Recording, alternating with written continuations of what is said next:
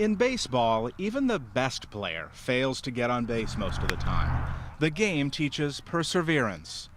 On this night, we found two physical therapists, a cardiologist and neurosurgeon in attendance. An impressive representation of the medical field, considering it's featuring high school freshmen.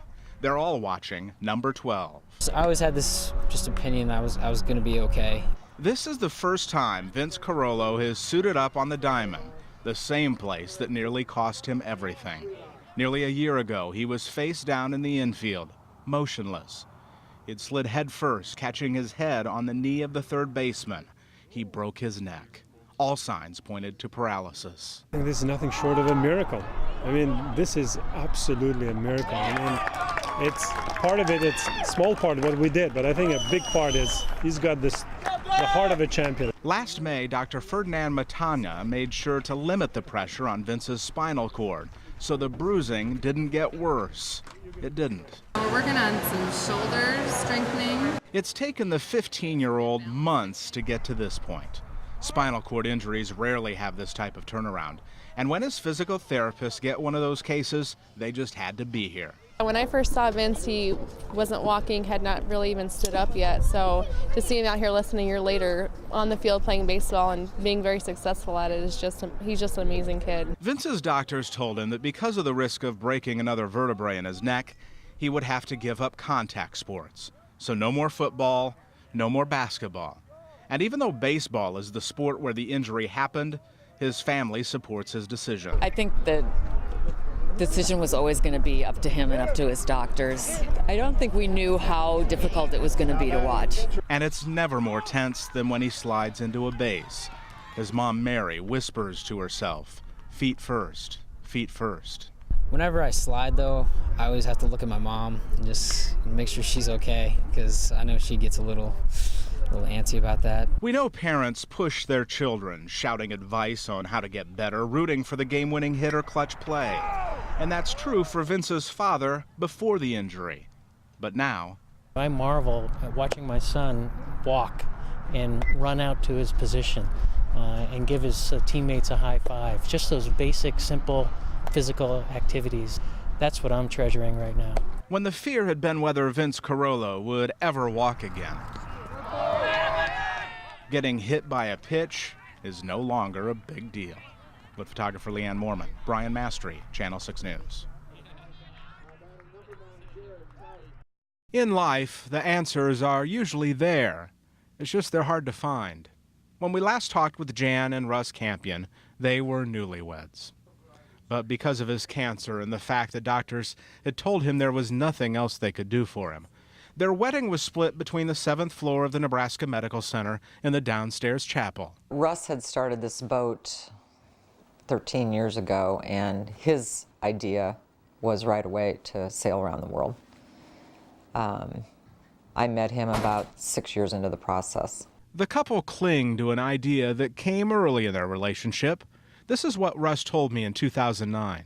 Coming to Omaha going, I'm all by myself, what am I going to do? So about 3 months later I met her and I went, yeah, I'm going to take her sailing.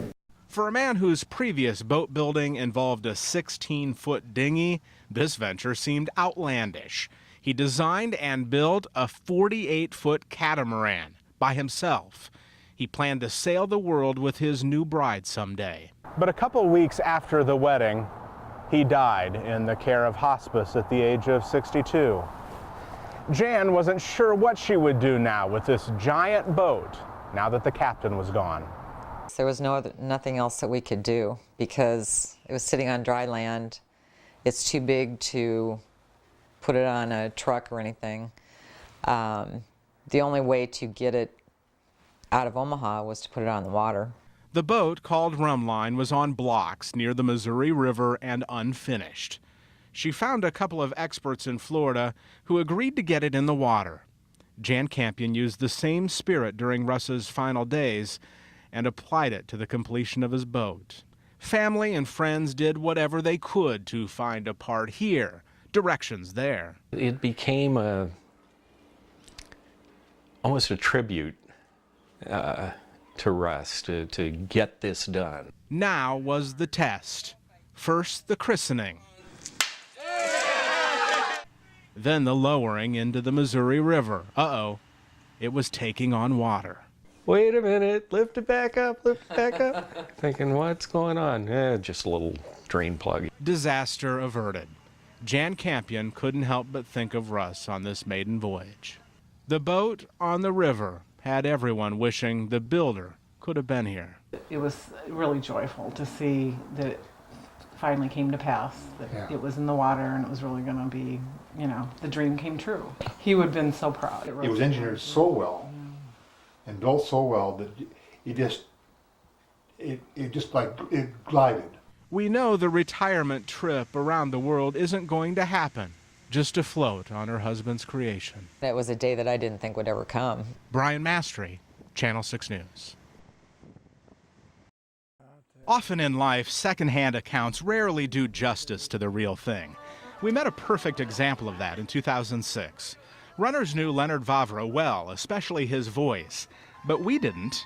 We had heard about the passionate holler, but we were not prepared for its ear-piercing precision.